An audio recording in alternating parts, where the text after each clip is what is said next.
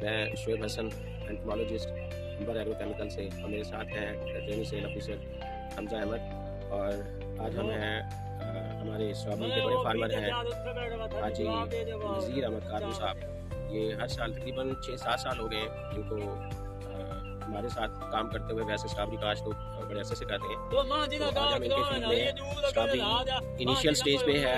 हम आपको पौधे इसके दिखाते हैं।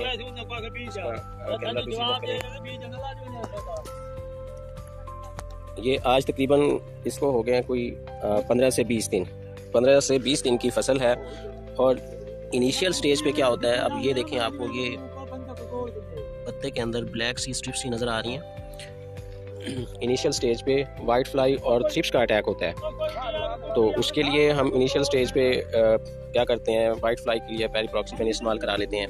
और थ्रिप्स के लिए हमारे पास स्टेयर के नाम से है प्रोडक्ट क्लोफिनोपायर, और दूसरा जो है एबोमेक्टन, वो हम इस्तेमाल कराते हैं।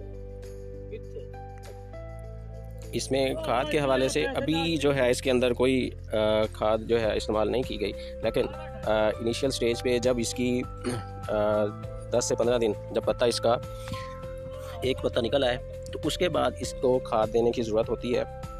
तो इसमें हम चूँकि बुनियादी स्टेज है, तो इसमें अभी इसको फास्फोरस की बहुत ज़्यादा ज़रूरत है। तो उसके लिए हम अंबर डी 2 बैग और +10 kg यूरिया जो है एकड़ के अंदर फ्लड करेंगे। उसका फ़ायदा क्या है कि अंबर डी में हमारे पास फास्फोरस है 60%, और 60% फास्फोरस जो है वो सॉल्युबल फॉर्म में है। अब यूँ देख लें कि हम अगर यहाँ पे DAP इस्तेमाल करते हैं, तो DAP को सॉल्युबल होने के लिए काफ़ी टाइम लगता है। एक तो वो 50% सॉल्युबल बनती है, अगर वो 46% है तो फील्ड में जाके वो 23% पौधों को लगती है, बाकी जो है फील्ड के अंदर डिपॉजिट रहती है उसकी।